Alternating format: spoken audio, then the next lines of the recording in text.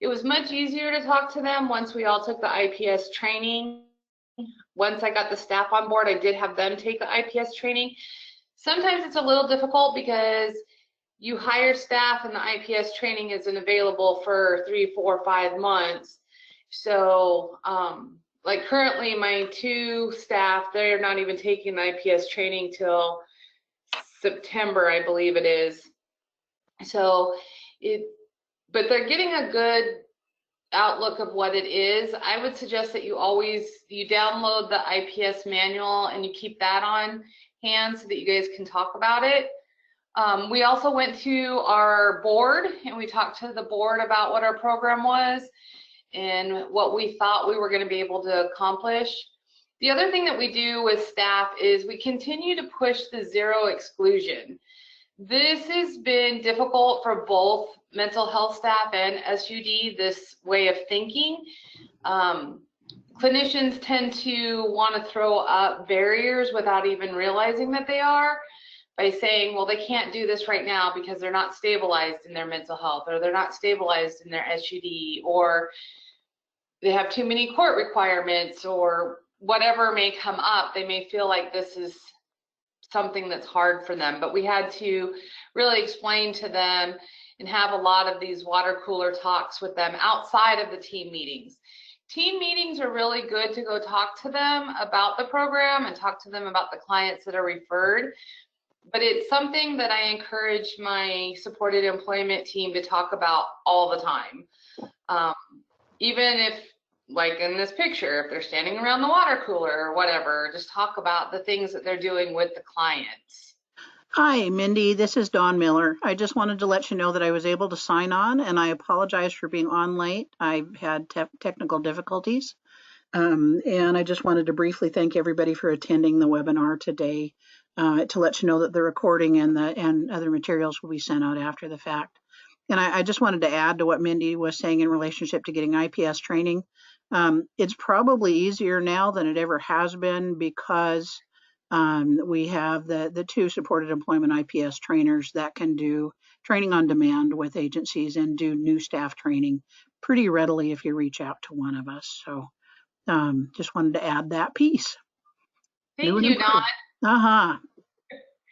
So my content is about how we added it into the SUD program and the successes and challenges that we've had. So questions we started asking ourselves was, why the SUD clients? So the cons were, these were pretty typical mindsets that we had, and even I did. When I was approached to be the director of this program, I was excited, but I was also kind of stuck in my thinking of, this is great, but I know exactly when I would refer them.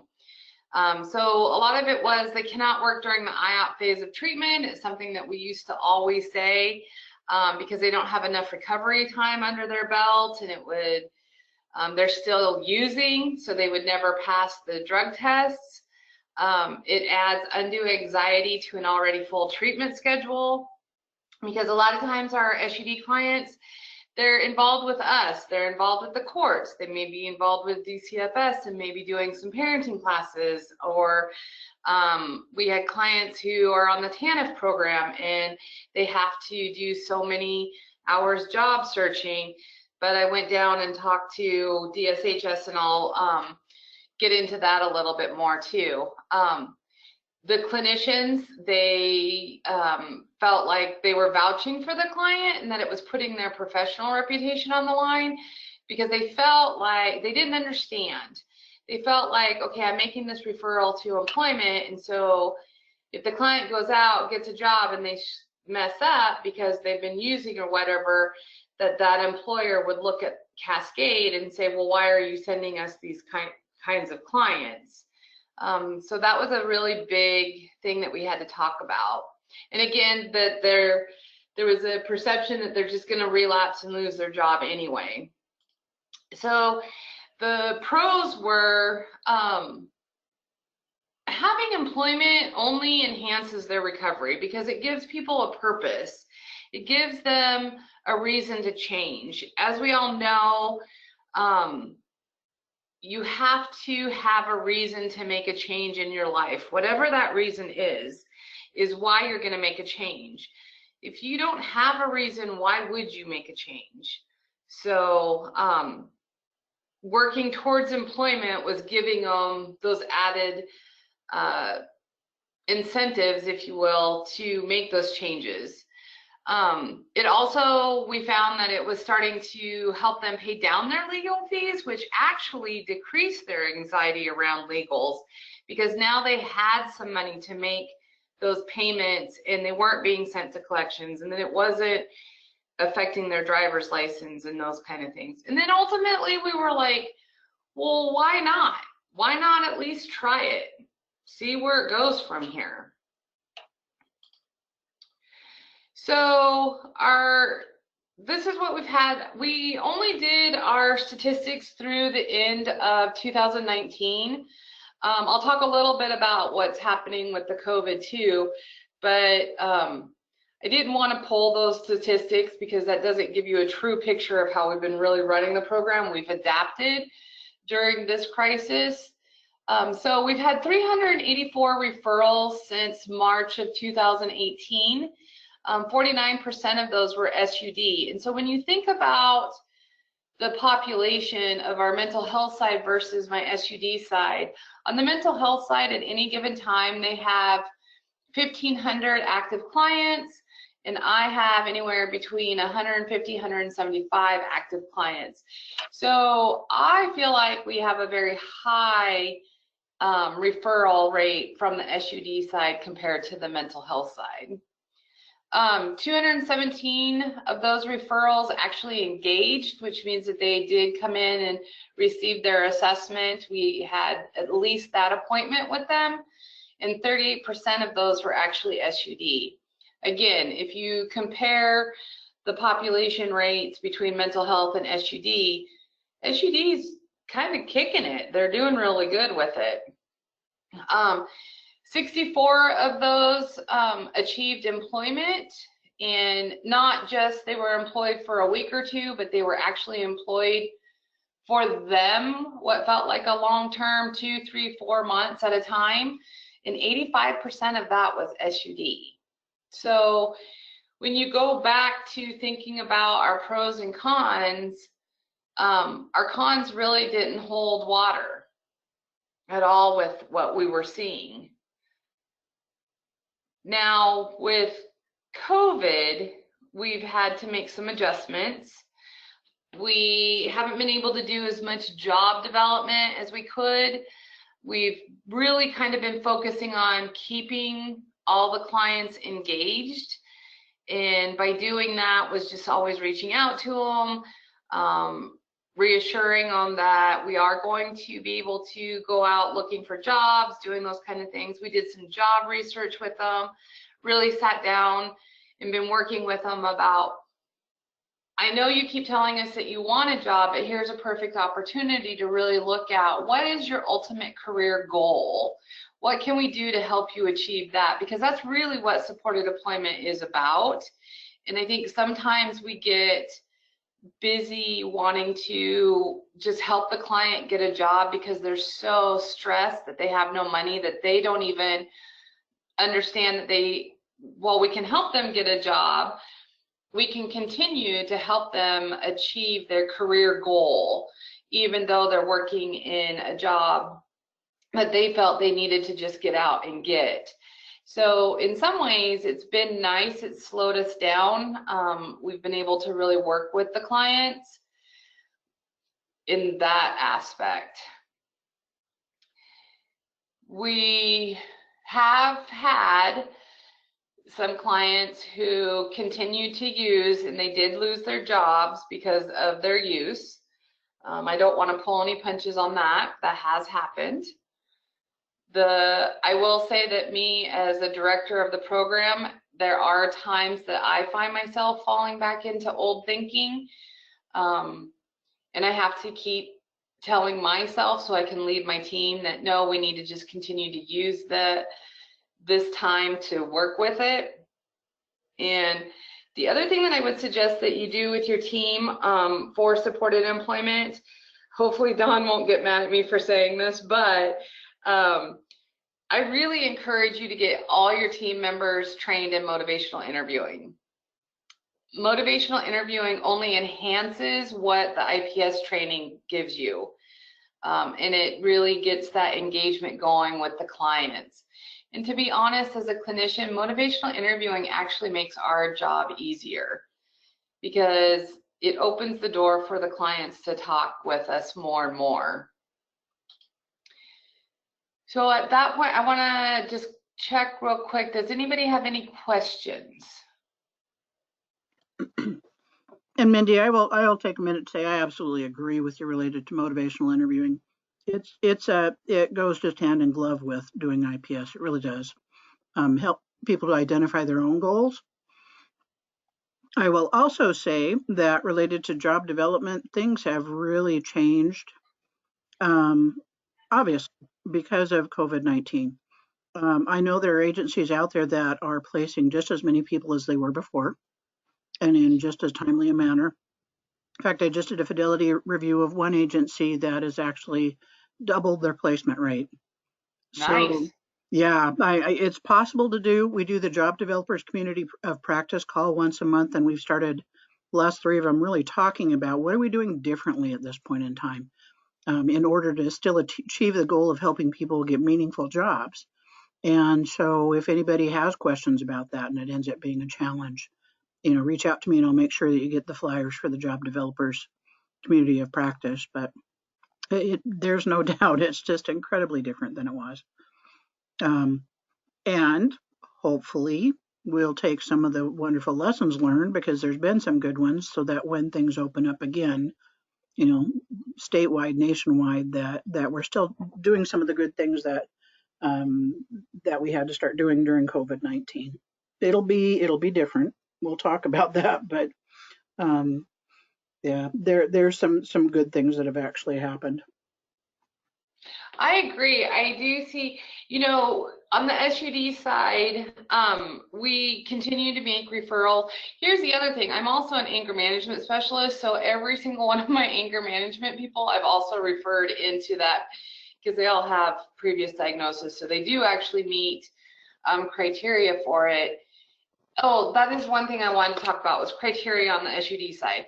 So sometimes marking those boxes for the criteria for the SUD, people get themselves tied up, wrapped up into that question that says, have they had 2 or more in the last year? That's just one part of the criteria. The other part of the criteria is I don't have it in front of me, but it's the diminishing capacity. So you can also look at if they are newly in recovery. We all know that that's really not a stable place for them newly in recovery. While we can mend them and think that that's wonderful that they're there, they still have a lot of challenges. Dimension 3 with their emotional and behavioral, because a lot of times they're continuing to do addictive behaviors, and emotionally now they're having to live a lifestyle of sobriety, and to some people that's scary because they haven't done that for many, many years. So they do meet criteria through that because they are in danger. If we don't get them positive things, outlets like a job, or getting to their sober support meetings, or whatever it may be, they're in danger of relapsing and they're in danger of falling back into it. So they do meet criteria when you look at that second part. So don't get just stuck on that first part where it just asks that one simple little question, because if you get stuck there, you're not going to make very many SUD referrals.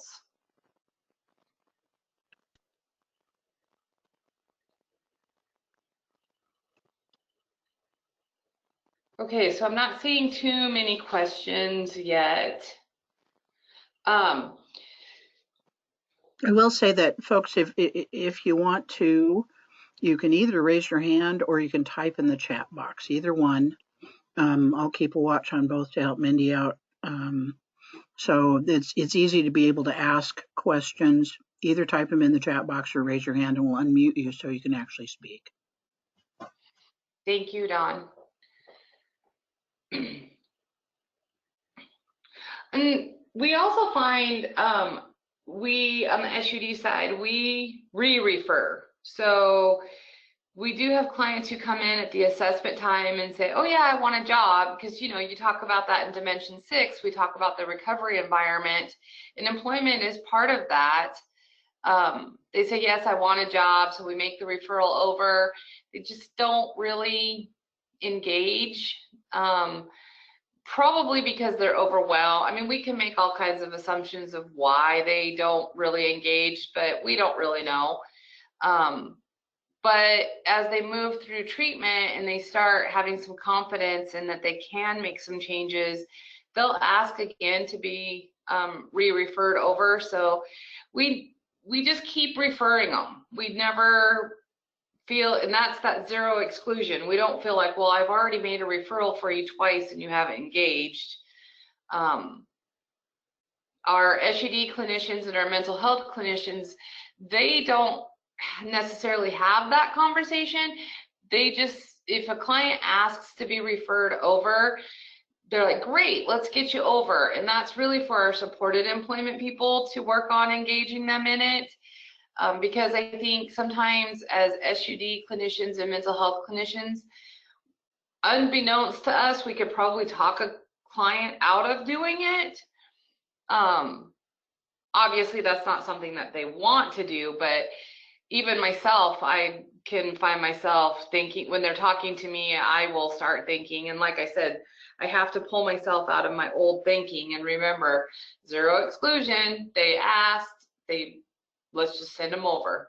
Let's let the supported employment work their magic and meet with them. So, and I have to say, I'm pretty proud of my team. They do pretty good with that. One of our success stories is somebody who, she actually was not only in our SUD program, she was also on Suboxone and had a baby, and we referred her to supported employment, and she was able to achieve employment. And as far as we know, she's still in that employment, doing really well. She's completed treatment. She actually came off of Suboxone. She didn't want to stay on it anymore after her pregnancy.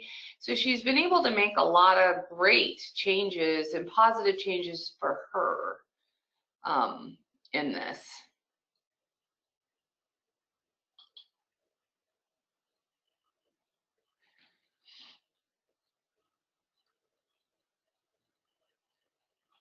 And we actually are at the Q&A. I know that I kind of ran through it really quick, but I really like to hear from you guys. What kind of questions, what are some of the things that you guys are doing and that works for you? Do we have people on here that are SUD departments that are really looking at getting this started? Because I would really encourage you to do it.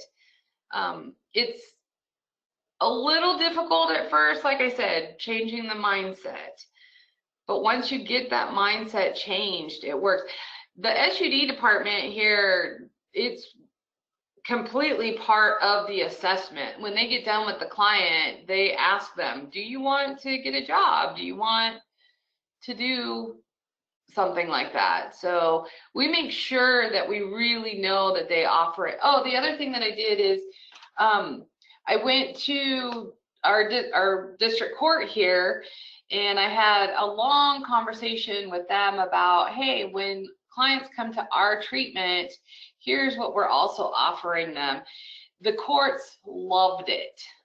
They loved the fact that we were helping people get employment. And it wasn't even about that they were thinking, oh, great, now they can finally make their payments. It was, they really felt like this was a good opportunity for them and to help them really make changes for themselves. So Mindy, I see, and I don't think I can read the whole question. I I love technology, but it just does not always work. It says supported employment question mark, and I can't see the remainder of it. I hate to say. So if anybody wants to actually raise their hand and elaborate on the remainder of the question. Let's see here. Looks like we've got at least one raised hand.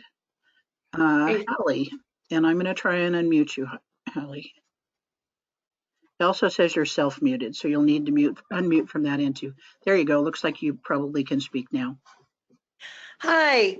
Yes, my question is, so we have started the SCS program here, but we're still in the building stages, and we work with the homeless in a SUD in a zero barrier clinic, and wondering if you've had any experience working with folks that are homeless in supported employment.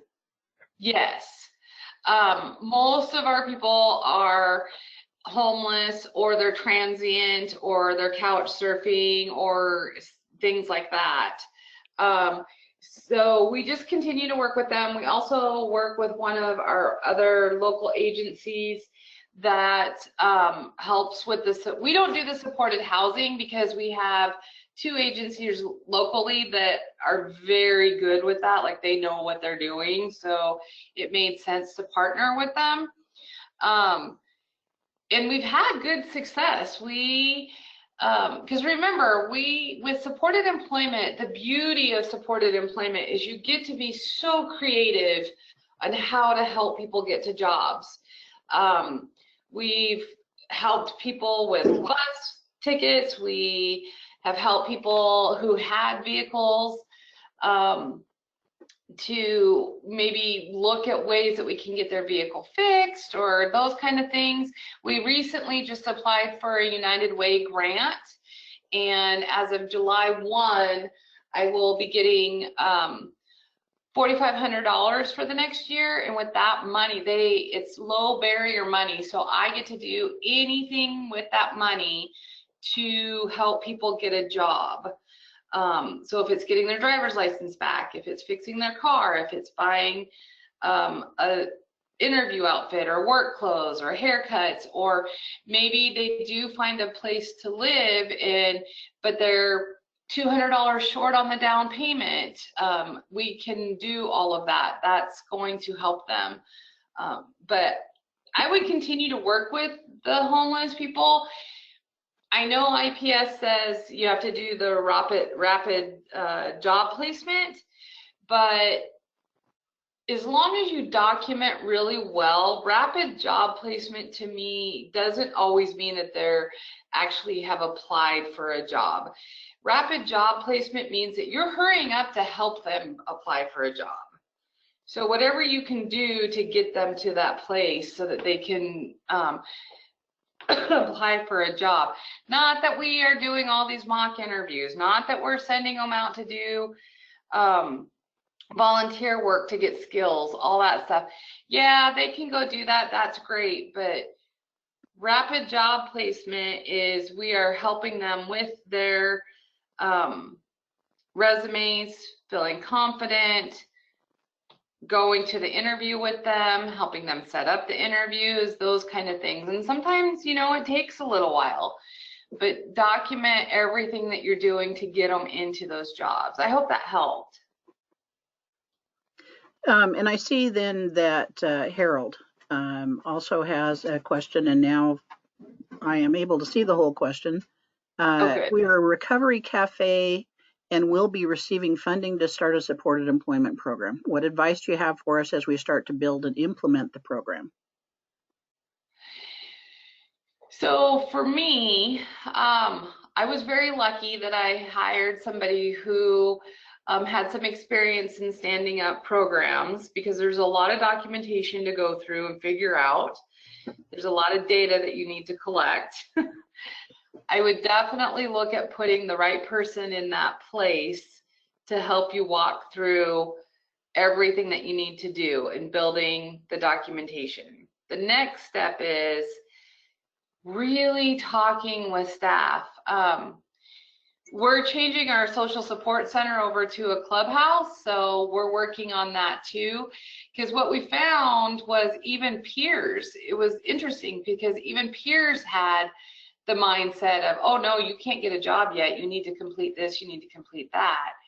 So really working with staff on that zero exclusion, and it is not for us to put up any kind of barriers. If they say they want a job, then let's work with them to get a job. Those are my two things, is really working on staff's impression and thought processes, and having a really good person by your side that can help you go through the process of standing up the program. Absolutely. It cannot be stressed how important the supervisor and leadership are in regards to actually starting an IPS program. I will say, Harold, if you're one of the agencies that's gotten the grant to hire a supported employment staff, we have the DBHR trainers have a series of trainings scheduled in order to teach you about IPS, in order to discuss, some of the considerations in regards to hiring and starting the program and documentation and that kind of thing. And I would mention again that as trainers, we've worked in agencies where they've started IPS programs, so have practical experience related to that. I see there's a question from Kristen. Says, any advice for starting conversations between SUD and supported employment branches in an organization to encourage more referrals? Yes, so I talked about motivational interviewing. We tend to always think that we need to use motivational interviewing on our clients. We also need to use motivational interviewing on our peers. So I approached it from that aspect, is I really wanted to give them the opportunity to express their concerns. And from that gave me the jumping off point. I did have an advantage because I'm the director of the supported employment. And look, to be completely honest, I'm just going to throw this out there. If it came down to it, I would have just mandated it, but I didn't have to do that.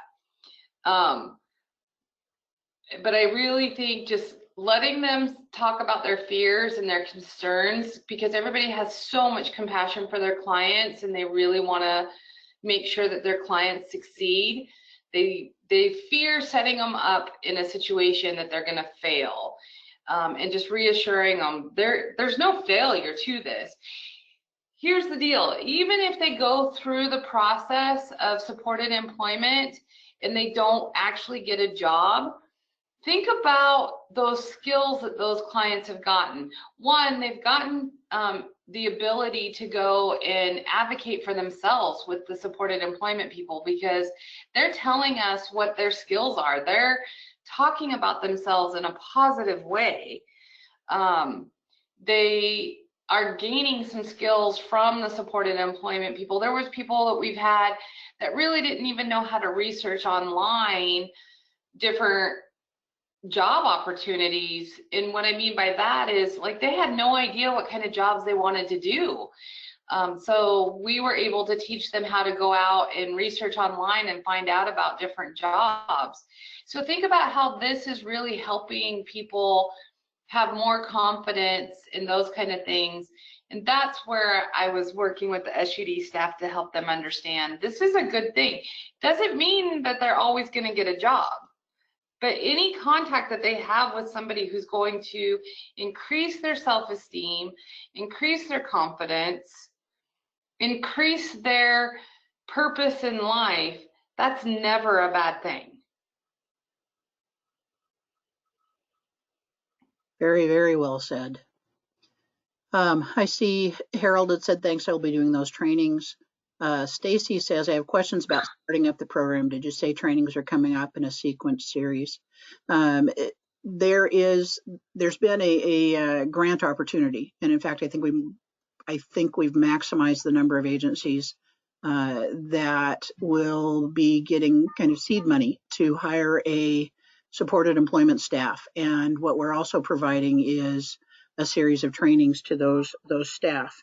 I want to stress that even if an agency is not part of that particular grant, there's still training available to you in order to do startup, in order to learn IPS and that kind of thing. I will also mention that We have a wiki, so essentially an online library, and trainings that we've done in the past. The PowerPoints and the recordings are typically on there, and a lot of really good information. And there's also Pathways to Employment. That is a resource for individuals, but it's also a resource for staff, where you can access the Pathways to Employment website and be able to help a person access benefits planning.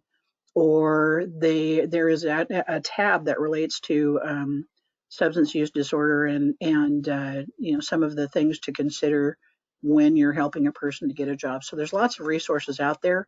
When I send you the thank you for attending email, I will include those links so that you can access those things as well. Kristen said, thank you. Staci said, the agency I'm interning with did get a STEAG grant. Yay! The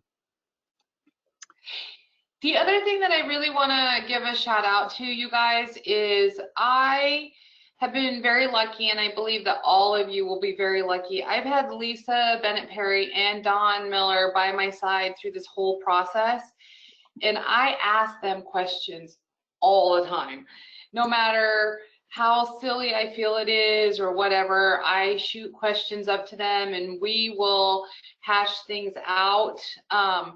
And they've never, ever made me feel like, well, this was kind of a dumb question.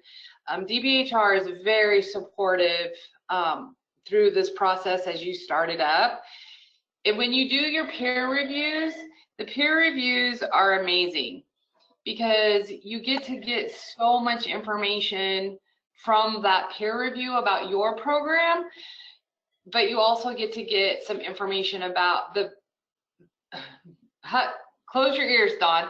So the peer reviewers that come are not supposed to really give you information about their program.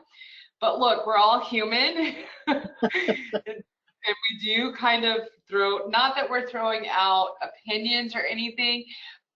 I know when I did my peer reviews, the agency was doing some stuff. I'm like, oh my God, that's really cool. How are you doing that? Because this is what I run up against. So, I love this whole peer review idea because it gives you opportunity to talk with each other face to face and see what things they're doing. And I'm a very rural community, so I happen to do a peer review up in Puyallup, which actually has way more resources than I do, but I was able to bring some stuff back and add into my program, just things that they were doing. So please, please use DBHR, their whole supported employment team. I'm a little partial to Dawn and Lisa because that's who I've been working with the whole time. But everybody else has been great too. Yeah, I will say, Lance said Lisa is a great resource. She absolutely is. I think one of the things that I value in our team is that we each have kind of a little different background. I worked in a behavioral health agency, so mental health and SUD. Lisa has worked in the past with a lot of folks returning to the community from incarceration and has some amazing skills related to that. Darren, our newest member of the SE team, has got experience with behavioral health as well. And in a metropolitan area, mine, much like you, Mindy, I'm from Grant County and Moses Lake. If you've heard the terminology when they talk about rural mental health, we are considered frontier. So yes. Even a step below rural. Mm-hmm. Yeah. So I get you. And then Darren has the experience of working in a much larger area. So I think we've each kind of got some differences in what we've done to be able to answer questions in a pretty broad scope. So absolutely reach out to us for help whenever you might need to. Looks like Ashley has a hand raised, and I am going to unmute you, Ashley. And I want to quickly apologize. The landscapers are here and they're mowing right outside my window. So you're hearing me. I'm sorry. Real life in COVID, huh? Looks like maybe Ashley took her hand back down again. So no, I'm there you here. go. Thank you. Okay. Yes, thank you. Well, a quick question. I'm trying to wrap my head. I'm very familiar with supported employment in many areas and across the country.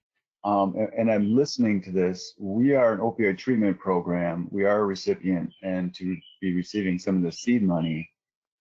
My intent and was to build off of some of our existing capacity, in particular our certified peer counselors and the work that they're engaged in. And then I hear you talking about, seed monies to hire supported employment staff, and the trainings are available, obviously, through DBHR. I get that. I'm just trying to understand maybe the use of language, or really what is the intent, because I'm like, well, okay, if I'm going to hire supported employment staff, from my experience, there's already plenty of agencies and organizations that are supported employment entities, organizations, businesses. Mm-hmm. Are you asking us to essentially, like, I guess I'm just trying to understand how this money really is to be used? Because I mean, yes, it is seed money, but it's not enough to actually hire someone. It's just to get things launched. So can you explain more about from an opioid treatment program? I can, and I'll do that briefly because I know not all of this. And I need to apologize to you, Ashley. My assumption when I pulled up your name was female, and I apologize. No worries. No worries. So the seed grant really is intended to hire supported employment staff. One of the other parts of the grant is then the agency is expected to become a foundational community supports agency, so that the person that's doing supported employment will start billing Medicaid, bringing in that income in order to pay their salary. So the $20,000 is not going to cover everything, and it's not intended to. It's an aid to start things. But that person is truly intended to be a supported employment staff that's going to provide supported employment services. And we'll talk more about that in the series of trainings. Pardon me, goodness, excuse me. And so I hope that at least briefly answers your questions. We're going to start on the trainings in the pretty near future with a training with leadership to start out, and then are going to do trainings also with supervisors, direct service staff. Going to touch on some job development, going to touch on a lot of different things.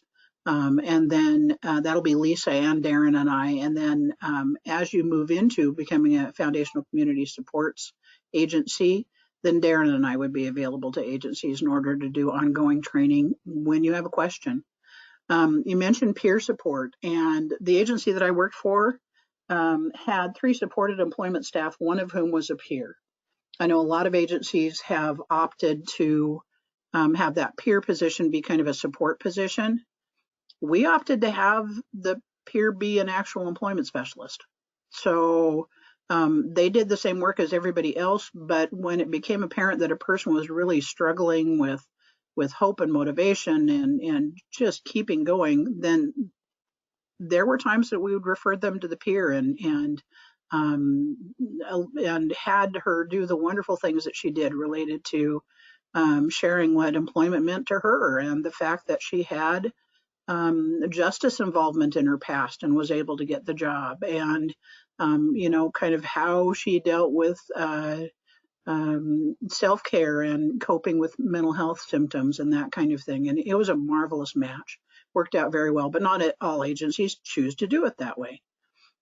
No, understood. And this is, I'm sorry, go ahead.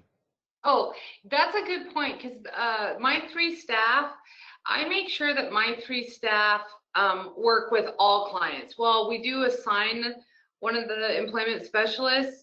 I make sure that the clients know that they can work with any of the staff, because we have found sometimes that we've assigned a client to one of the staff members and they just weren't engaging, so we've asked a different staff member to talk with them, and then they just blossom. So don't get stuck into a place where they just have to work with that assigned person.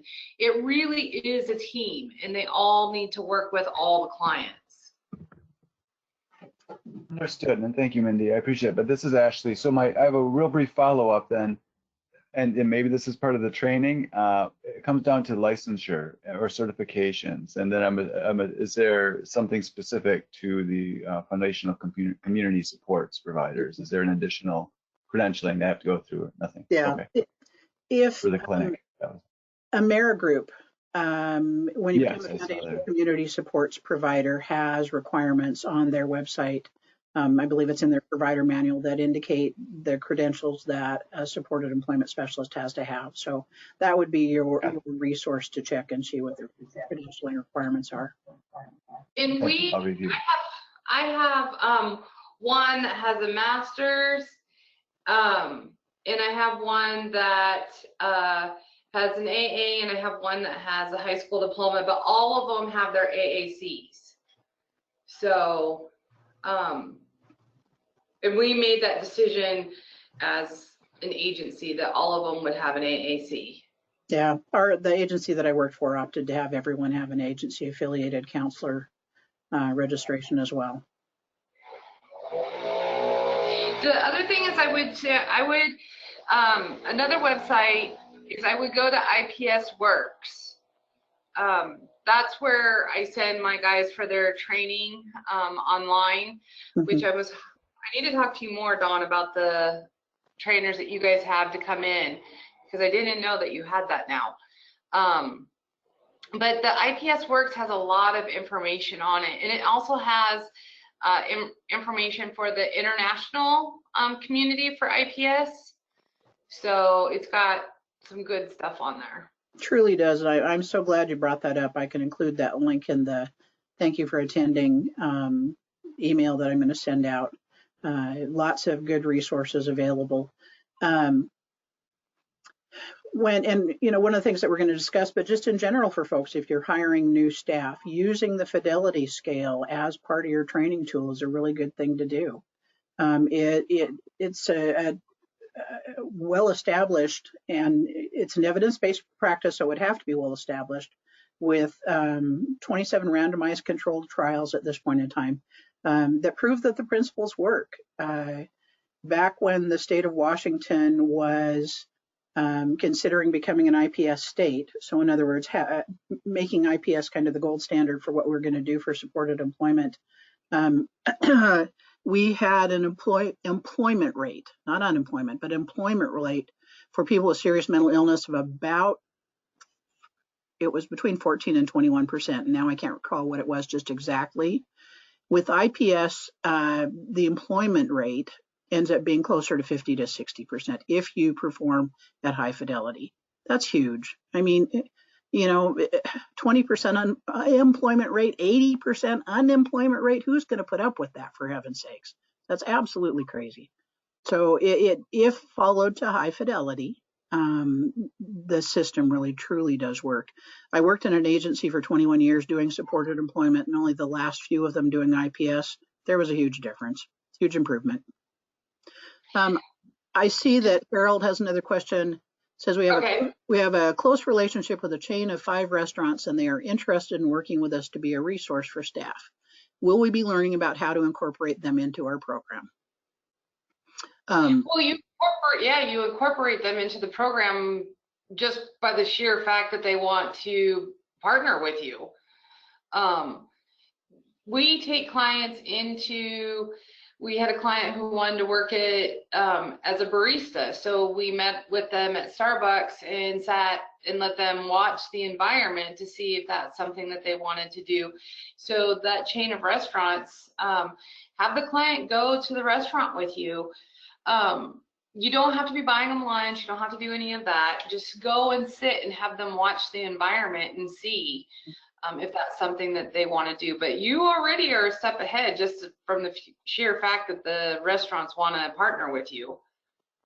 Absolutely, that's a step ahead. The other thing is not everybody's going to want to work in a restaurant, and IPS is truly related to choice. What does the person want to do? So that's something to keep in mind too. Harold says, but we need to be sure they understand the supports clients may need. I want to talk a little bit about disclosure. Not everybody that we work with will allow you to talk to the employer on their behalf. Right. If you do, then you have a conversation with them about what specifically can I share with the employer. I've always found in the work that I did that if you just ask a person, can I talk to an employer on your behalf, they're going to say no. I would too. If you say, I want to tell them that you have schizophrenia, they're going to say no. I would too. If you say, I would like to talk to the employer about the fact that you have some problems with organizing, and we found that a checklist really helps with that, I would probably say yes. And I think so would a lot of the people on our caseload. But there were folks that I worked with that were very, we talk about invisible disabilities, and some of them are not.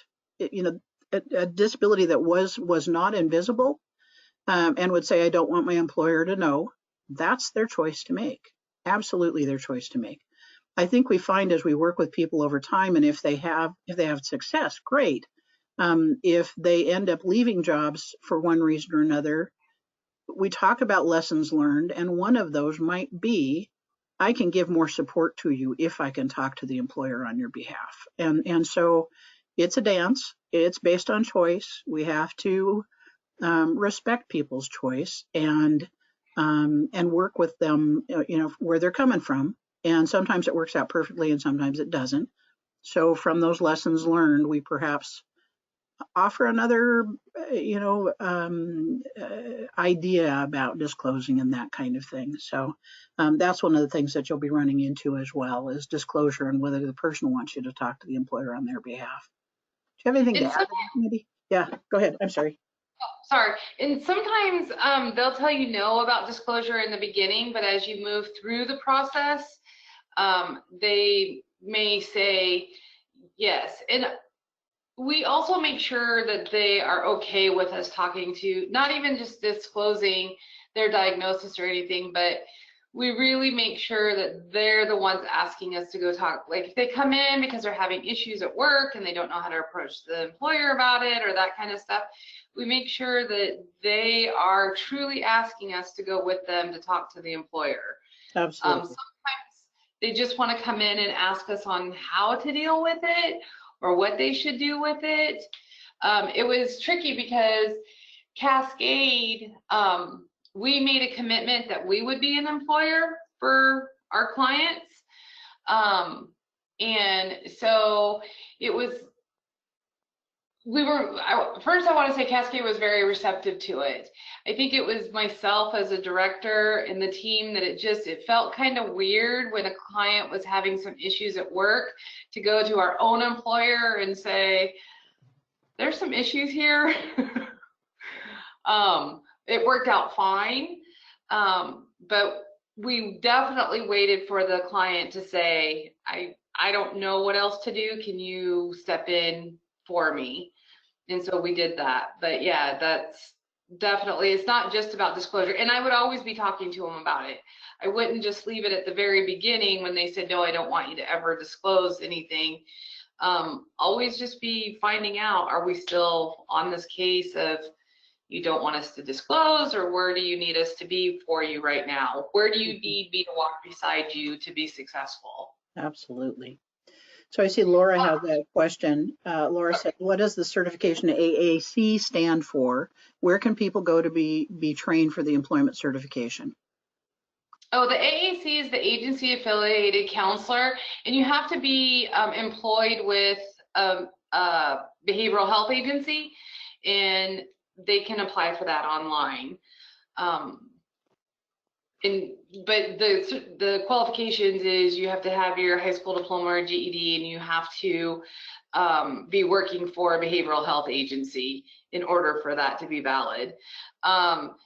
The training for the supported employment, like Dawn said, they have some, which she'll send out information on that. But you can also go to IPS Works. Is it 8 weeks or 10 weeks? I can't remember. But anyways, it's webinar and it's really self-directed.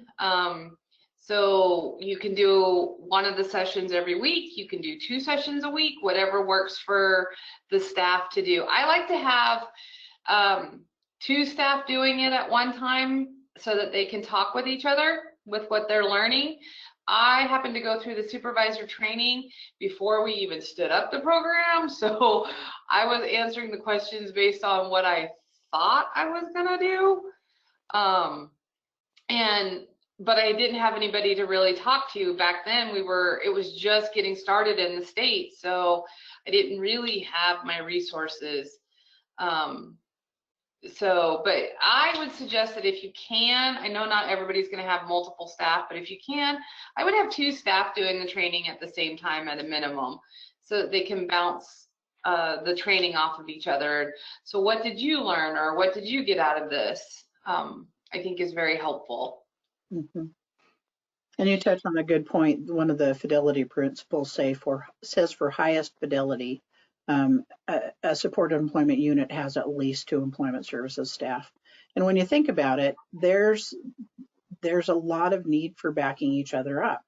If a person's going to a job interview and you're job coaching somebody else, what do you do? If you have 2 people on your caseload with needs at exactly the same time, well, hopefully you've got somebody to back you up and assist with the support that the other person might need. So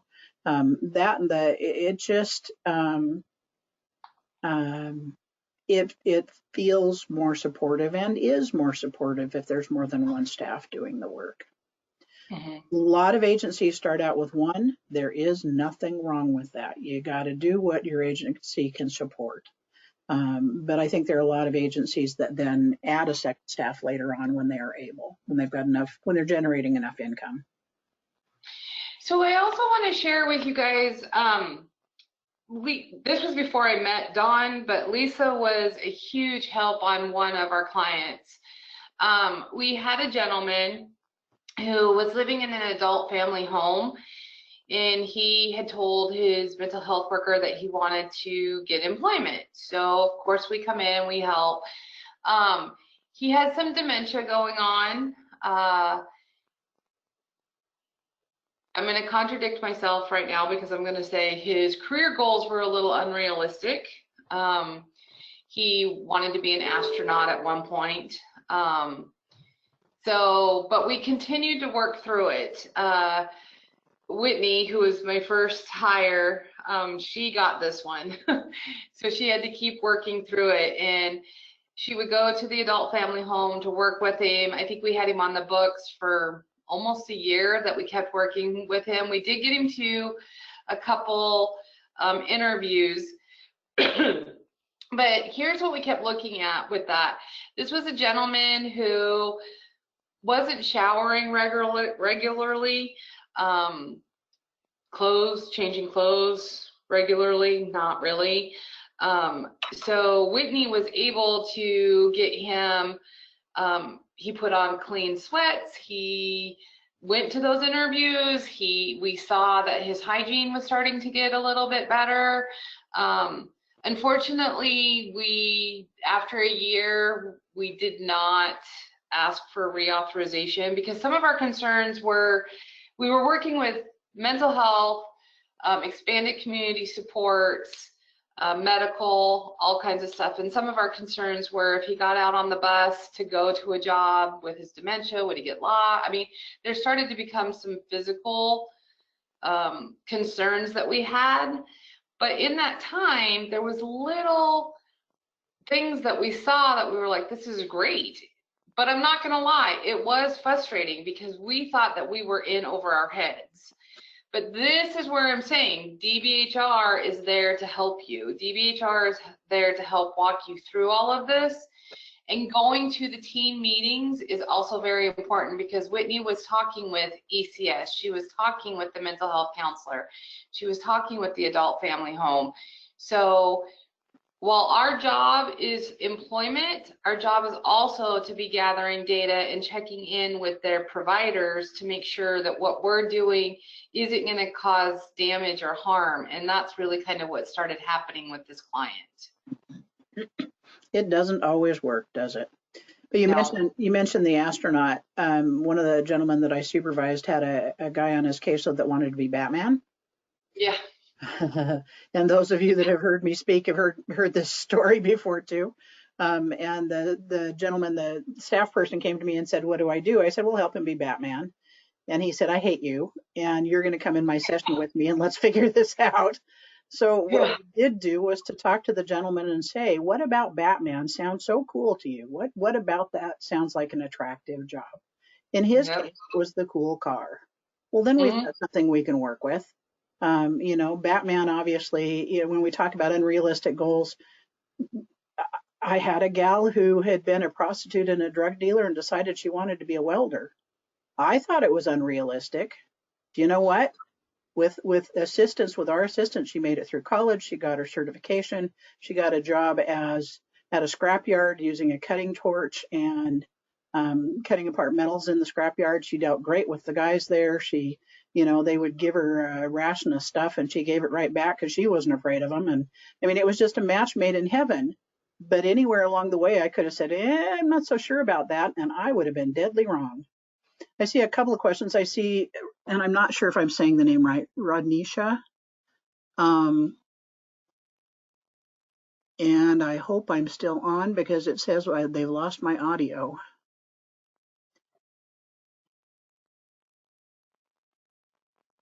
Mindy, can you hear me?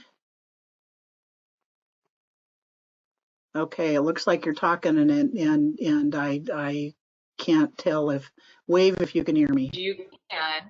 Oh, sorry, I lost audio. I'm back on again, I think. Okay. Yeah, I was going to say Rodnisha has a hand raised. I apologize if I'm not saying the name correctly. Would you like me to unmute, Mindy? So that okay. So you're unmuted, Rodnisha. I'm so sorry. I did not mean to raise my hand. Oh, no worries. That happens. Nice talking with you. You as well. So anyway, with this young gal, we did gather all the information that we could. I got an email. I don't know if it was a typo, but they were faxing a. Somebody needs to mute their screen. Okay. So we went and we gathered the information, got everything, because as you can imagine, reaching over, you could grab the steamer thing without knowing it. Like Starbucks explained to us, not everything that you need is always in the same area. They weren't even opposed to having the conversation with us. They actually did have the conversation with us to sit down and go, how could we support this? So it became a safety issue. And so we've had that conversation with that client, and now she's open to looking at other things.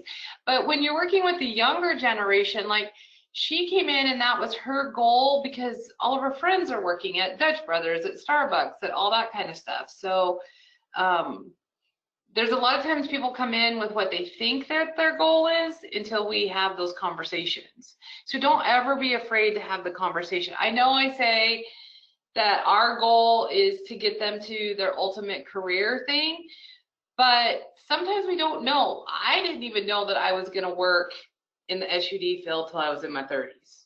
Mm-hmm. Absolutely. I didn't know. I just wanted a Monday through Friday. In my early 20s, I had a child. I wanted to work a Monday through Friday job so I could be there I didn't know what kind of career I was going to do. Absolutely. And I think, if we talk to the group as a whole, I'm betting that there may not be anybody that was in the first job that they ever took. And that's the way it works. And so that's, IPS is really based on kind of reality and relationships and things that make a whole lot of common sense. I do see that Dawn says she's in Yakima County. I'm an HHCC care manager in CDP. I was wondering where I can send my members for IPS here in the Yakima area. And that's a really good question. Amera Group on their website has a find a doctor, but I can attach, there's a map of foundational community supports providers per areas, and you can search, you can narrow it down a lot related to foundational community supports providers, maybe even where the person is living, so closer to their own address. And I will send out that map or the link to the map when I send out the email afterwards. And I think Yakima County, though, all that, I can't remember the name of it, but they have multiple clinics. It's the community Yakima Neighborhood Health or Comprehensive are two of them. Yeah. Mm-hmm. I've worked with them before too, and so they have that. Yeah. And here's the other thing too. We've worked with clients, you know, we kind of get stuck in our own little bubble where we work. I work in Lewis County, but we have clients that have said, I'll go to Olympia to work, or I'll go to Longview to work. So don't be afraid to allow your specialists to go do job development up there or down there. If you have a client that has the means and wants to do that, spread out, because as we talked earlier, I'm in a rural community, and we don't want to. One of the things on the Fidelity is they want to see a variety of different job developments and different jobs that people are applying for. Unfortunately, I don't have a huge variety where I'm at. I do the best that we can, but we don't have a huge variety. So being able to reach out to Thurston County or Cowlitz County for clients to go helps us with the Fidelity part of it, but you know, in the end, it helps the clients. So don't be afraid to reach out to areas outside of your bubble to help the clients. Absolutely. And for SUD, one of the things for SUD that's come up multiple times is, okay, I'm going to try to do this without showing my real emotions on my face to you guys. We have clients who want to work in the marijuana field. So because it's federal dollars, I have struggled with that. I know that I've reached out to Lisa and Dawn in the past about this, and we've struggled about that. How do we help them move into this field? Because it is a competitive job, and they kind of have some experience and know what to do with this stuff. They know about it. So we document it as agricultural work. We don't necessarily help them get that. We help them research it, and we kind of leave them on their own to go to the job interviews, those kind of things, which has worked out well. That's been one of the biggest pushes on our thought processes, because anybody else who's an SUD counselor out there will know that, you know, one of the things that we caution them about is don't work in bars, don't, you know, work in places that can maybe trigger you. But we had to really kind of just put that thought process down. And but it's been interesting because we have seen it come up quite a few times in our. It just feels wrong, doesn't it? And yet it's about choice. It really is, and it's competitive work. Yeah, yeah. So, you know, and that's kind of where you have to have while we work hand in hand. The supported employment works hand in hand with my SUD department, and they work hand in hand with the mental health departments. That's where SUD has to surrender. We have to allow supported employment to do their job. We can't go, if they're sitting in our team meeting and they're saying that they're doing this and this and this with the client, we can't then jump in and go, oh God, you know, they just gave me a positive UA yesterday and I think you're adding too much stress. No, we as SUD providers have to support them in the natural stress that happens when we move through life. Supported employment is going to help them gain their employment. So we can't stop the process. Being an SUD provider, we cannot stop the process of anxieties and other things coming up as they move through life, because we want to protect them. You know, Mindy, there's and very well said, I thought. Because I've done supported employment for a lot of years, we used to do what was called train place, which means we would work with a person and teach them all the skills we thought that they needed to have in order to get a job before we even started to look for a job. So by that point in time, they were typically so irritated because they said they wanted a job, and instead what we were doing was training the heck out of them, that we lost a lot of folks. over and above that, it wasn't really realistic. Maybe we taught the right skills, maybe we didn't. Now we do, it's more place train. We put a person in a job and then we help them to learn the skills they need for that job, including coping, including just the variety of things that go on. My current job is far different than my last job, and my coping skills when things get overwhelming. And I know one of my colleagues is on the call. We just had this talk yesterday about COVID-19 and isolation and extra work, and how could I have prepared for that? I couldn't. So I need to be able to cope and have the skills needed to work in this job specifically. And it's the same thing with the folks that we work with. So the other thing is I have an anxiety disorder, and a lot of people know that. Used to be that speaking in front of groups was incredibly hard to do, and I still get butterflies, but it's not nearly as hard because of exposure. And so the people that we work with that have different challenges, maybe they'll succeed, maybe they won't. Maybe we need to continue working with them to find that great match, but we don't know unless they try. If you'd asked me on day one, was I going to be able to talk in front of a group of 100 people, I would have said, you're nuts. I have anxiety disorder. It's not going to work. And guess what? Even I would have been wrong. So people deserve a chance, to try out and do the things that they think they might want to, because they may succeed, they may not, but they're going to regret not having had the chance if they don't get to at least try. So we have about 19 minutes left, but so I want to talk about the second part to supported employment that is really what made me buy into the supported employment program. So we talked a lot about the upfront, getting people their jobs, stuff. That's all pre-employment, but there's this beautiful tool called post-employment. So most of you, if you've gone through the process of the unemployment process through WorkSource, all that kind of stuff, the minute you get a job, they drop you. I mean, it's like, yay, you got a job, bye, see ya, we don't need to deal with you anymore. The beauty of supported employment in the IPS model is we don't drop them. We continue with them. Now granted, we're probably not meeting with them as much if things are going well, but we are there. We're a safety net, and that's really what helped the SUD program buy into it too, because with SUD, we move them through levels of care. We don't just go, oh, you're done with IOP, bye, or oh, you haven't used for 90 days, bye.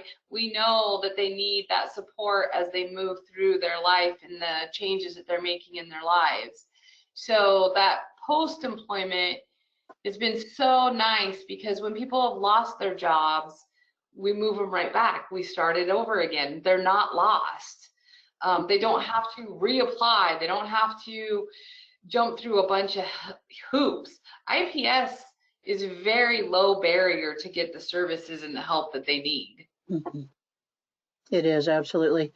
I actually have a brief story about a gentleman that was on the caseload of one of the people that I supervised, who had weekly groups that he attended, and that's what he attributed his sobriety to, was being able to go to group.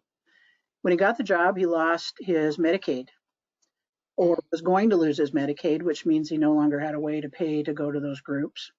So what happened was a couple of us teamed together and we helped him to get approved for healthcare for workers with disabilities, or the Medicaid buy-in program. So he paid a really small premium each month to get it, still continue with his Medicaid coupon, and he got to continue to go to groups. The last that I knew, he had been a certified peer counselor in the same job for, it's probably going on 3 years now, and maintaining his sobriety. But he really, in his case, he needed to get to continue to go to the groups. So as a team, we kind of brainstormed, how can we help him do that? Came up with HWD, Healthcare for Workers with Disabilities, and the Medicaid buy-in program. And then he was able to continue doing that. So there's benefit to that team. And I will say there's some benefit planning information when I talked about resources on the Pathways to Employment website, as well as 4 2-hour trainings for staff that they can access on demand. So lots of good resources. I do see that Christy says it is very much a reality, and I think this goes back to marijuana and marijuana jobs. She says, so the way I have approached it is finding jobs that do not do UA for marijuana. I had to research outside the box to detour them from the dispensary jobs. Yeah, but you brought up a good point about losing their medical. We have had that happen a few times where they've lost their medical in post-employment.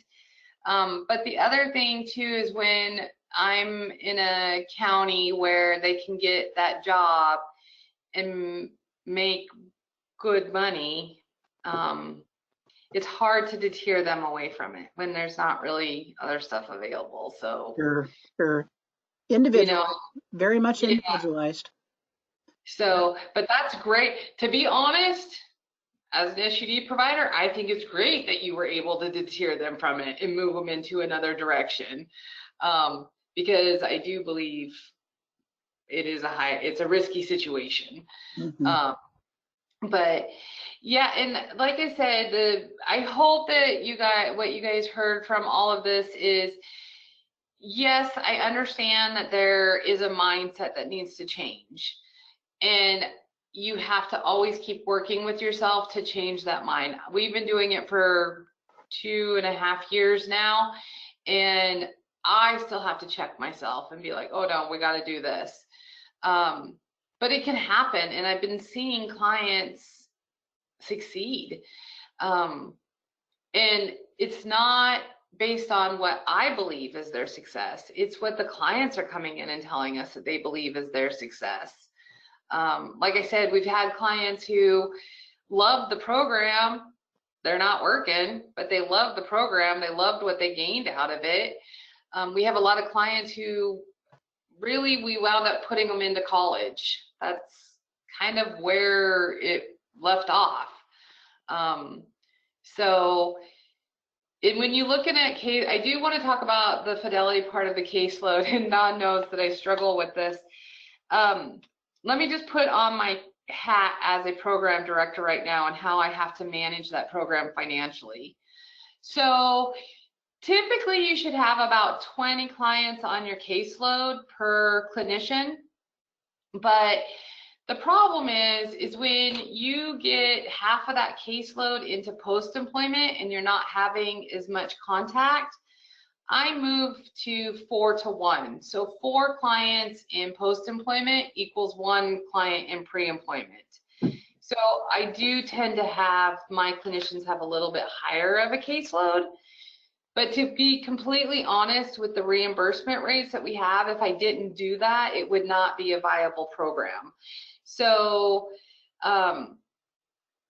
when I have to put on my hat as a director of the program, I have to make that decision of, am I going to take this hit on the fidelity tool?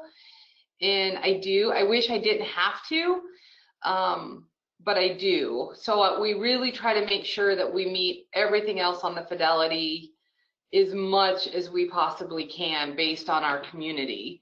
So, but I wanted to bring that to your attention because don't be afraid to have those conversations with DBHR. I think a lot of times when we see a fidelity tool and that we're being reviewed against the fidelity tool, we get nervous and we think, oh God, they're gonna pull money, they're not gonna like our program if we're not at this or we're not that. This program really is designed to meet the needs of each of our individual counties. Look, Grays Harbor County is very different. It's a harbor county, while it's a rural county, but it's also a harbor county, so they're very different than what we are here in Lewis County. Thurston County, very different. So make sure you are working with DBHR around any questions that you have with the fidelity tool, because I will tell you that their biggest thing is they want to support us in having a quality, supportive employment program around the state. Absolutely true. And I would mention, for those folks that aren't familiar with IPS and with fidelity, it's about continuous quality improvement. Every agency starts where they're at. I haven't done that many fidelity reviews. I've done, I want to say 10 of them. I've yet to see an agency at exemplary fidelity. Yeah. Because okay. sometimes you have to make the hard decisions. In order to implement IPS at its highest level, you want to try and get 5s on each of those items. It doesn't typically happen. I've seen a lot of agencies reach good fidelity, but like yours, sometimes they have to make the hard decisions about things that they can and can't do, and it's very individualized. I always hope that agencies will follow all of the IPS principles, but provide training assistance, ideas, suggestions. If something is scored really low in regards to here's some considerations in order to improve your performance on this particular measure and therefore the program. And then you as the agency decide how you're going to implement that, or if you are. One of the interesting things about fidelity, and particularly in the state of Washington, there's no punitive measures if you've gotten a poor review. What there is a lot of support for how can we help you improve. I do know that there are, in fact, Darren and I just talked to folks from Maryland the other day, and in their state, they tie reimbursement rates to fidelity, and the higher the fidelity rate, the higher fidelity score, the higher the rate of reimbursement. That is not something that happens in Washington, is not. So if anybody reads that, hears that, whatever, in regards to their research related to IPS, we do not do that. It is very much a learning collaborative and continuous quality improvement, and how can we help you improve, but there's no punitive side. So just to let you know. Yeah, and I think that is one thing that in my professional career, I've met many people who do like SUD services, and now over the last couple of years supported services throughout the country. And I will say that's one thing that's really nice about Washington is while we strive to always have very quality services, the services themselves, we have a thing in healthcare is we want to be patient-centered. So what I like about DBHR when we're providing these services is that they're community-centered. So they understand that we have to make some decisions based on our communities and how we provide services. Because again, like I said, King County is very different than Lewis County. Eastern Washington has very different needs than we do. They have way more migrant workers than what we have over here, and so they have to meet the needs of that community over there. Mm-hmm. So I think that that's one thing. Working in Washington State and talking with others throughout the nation, Washington State has done very well at is making sure that we are community centered and we are treating our community based on our needs. Mm-hmm. Yeah, well put. I would agree with that. So we're kind of wrapping up. I hope that I gave you guys some ideas. Implementing it into an SUD is not hard. I did it. I'm not the greatest person, but I was able to do it, and I have been proud of what we've done. Do we have room for improvement? Absolutely. We always will have room for improvement, but I am very proud of the things that we've done. Oh, here's one other little thing that you will find that happens with the supported employment. If you are the supervisor of that program, you better be a darn good supervisor, because here's the thing. Those guys know every job that's out there. They know every wage that's out there. So I have lost a couple. I would like to think that my current staff stay here because they enjoy being here. But yeah, and again, we are in the healthcare. We are a nonprofit. We don't have the greatest wages. We're in a rural community. So make sure that you're making this job fun and you take care of your employees. Let them express their frustrations. Don't as a supervisor, don't get mad at them because they're having frustrations. Helping people get jobs is not easy. It's not an easy task. But yeah, just keep that in mind as a supervisor. They know every job that's out there, and they know every wage that's available to them. Mm-hmm. Good point. Just saying. You know, and I probably get to be the poster child for supported employment. How about that? Because in truth, in regards to working with people in IPS with serious mental illness, and then prior to that, I worked with people, you know, kind of in the DDA system. I think I've got 30 years of supported employment. Nice. That's not bragging. That's when I say I'm the poster child. If it's something you love, it's something you love. And we hope to do the same thing with the people that we serve, help them get into something that they love.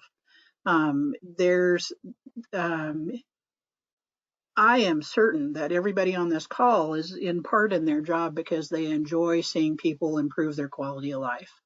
And this is one of the really great ways of doing that. And so it's not always about a wage. You mentioned wage, Mindy, and that you guys pay what you can pay, but, you know, and want it, obviously, it sounds like from what I'm hearing you say, want it to be more. But the fact of the matter is it's not all about money, and we all know that. And a lot of it is about that satisfaction of helping people to improve their quality of life. And this is an amazing way to do that. So anyway. Right, and the thing is, if we have happy employees who are doing this program, I mean, Dawn, you're right. People are doing it because they love it. And my job as a supervisor is to make sure that they still enjoy their job, because that's only going to translate to the clients. So sometimes the clients come in and go, oh, I want this high paying job. I want to make 6 figures. I wanted this. And, you know, as we age, which we don't need to talk about that, but we also realize that the higher wages aren't as satisfying at times for jobs. And so if we as supervisors can make it so that our staff are happy in this job and they have buy-in, they have a way to feel like they have a purpose, because that's what we're trying to help our clients do, that's only going to be in the end better for our clients. Absolutely. It shows, doesn't it? Yes. It looks like we're right up against the time. Okay. And I just wanted to mention real quickly that I'll send out Mindy's PowerPoint to folks. I will send out the resource links that I mentioned before. Thank you so much for attending. Truly appreciate you being here. And for those of you that want to hear more about FCS, July 16th, Taylor Danielson from Research and Data Analysis is going to share with us how well FCS programs are doing. And in fact, they're doing well. Yay! So nice. please feel free to sign up for that one. Mindy, thank you. And thank you especially for you know, hopping in and just going when I had technical difficulties first thing this morning. You know, that's one of our lessons learned in COVID, is how to be more creative with technology. And so I appreciate you just, you know, going for it. That's pretty impressive in my mind. So thank you so much. And also, just so everybody on the phone, Dawn, make sure that they all have my email address too. So if anybody has questions, I will. And I'll send you the PowerPoint. Okay. Thank you. I will make sure they have your email address. All right. Okay. Thanks, bye, everybody. Have a good day.